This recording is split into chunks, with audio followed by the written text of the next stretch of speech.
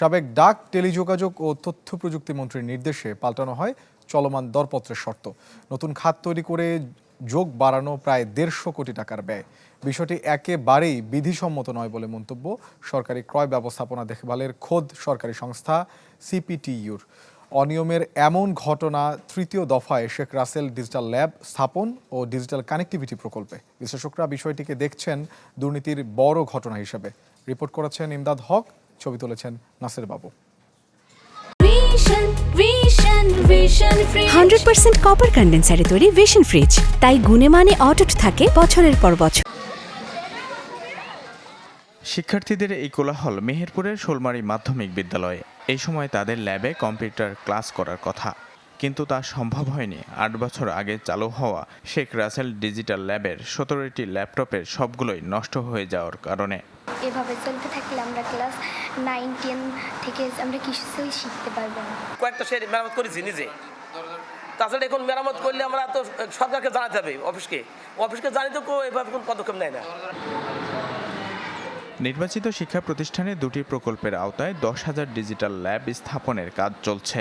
একই সময়ে আরও 10,000 ল্যাব স্থাপনের লক্ষ্যে নেওয়া হয়েছে নতুন ডিজিটাল সংযোগ স্থাপন প্রকল্প। 2021 সালের নভেম্বরে নেওয়া প্রকল্পের ব্যয় ধরা হয় 5,900 কোটি টাকা। এ প্রকল্পের 383 কোটি টাকার টেন্ডারে ঘটেছে বড় ধরনের অনিয়ম। তথ্য বলছে 8টি প্যাকেজ আর 37টি লট নিয়ে আহ্বান করা হয় প্রথম টেন্ডার। এরপর টেন্ডার চলাকালীনই এসব লটকে পরিবর্তন করে করা হয় 37টি প্যাকেজ। পরিবর্তন করা হয় রাউটারের বৈশিষ্ট্যেও। ডিপিপিতে ধরা না থাকলেও ইন্টারনেট সেবা বাবদ প্রথম মাস থেকেই সেবাদানকারী প্রতিষ্ঠানকে সংযোগ প্রতি 14,400 টাকা করে বিল দেওয়ার শর্ত যোগ করা হয়। এর মাধ্যমে ব্যয় করা হচ্ছে সরকারের বাড়তি 157 কোটি টাকা।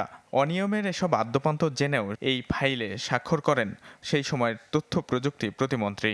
যারা ভেন্ডার্স বা সরবরাহকারী তারা একটা পক্ষ, আবার যারা হচ্ছে প্রক্রিয়াজাতকরণের সাথে জড়িত, কাগজপত্র প্রসেসিং এর সাথে জড়িত আর একটা পক্ষ, আর একটা হচ্ছে সিদ্ধান্ত গ্রহণ প্রক্রিয়ায় যারা জড়িত।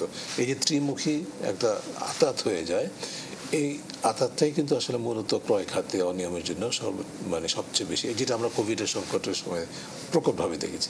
টেন্ডারের শর্তের পরিবর্তন করা এসব বিষয়ে জানেন না টেন্ডার কমিটির 5 জন সদস্য।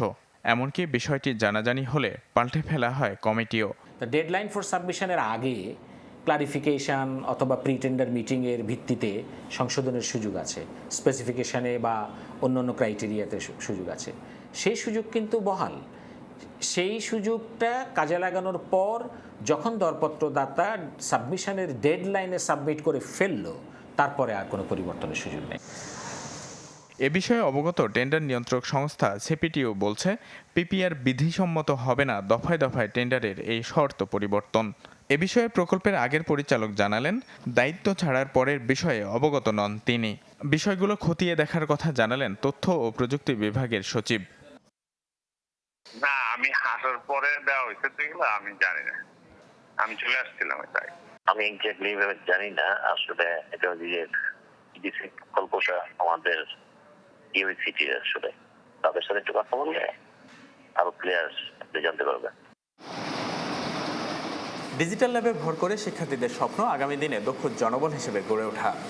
কিন্তু নানা অনিয়ম, দুর্নীতি আর অব্যবস্থাপনার মধ্য দিয়ে এই ল্যাবগুলো যখন ধসে যেতে থাকে, তখন ভাঙতে থাকে শিক্ষার্থীদের মনও।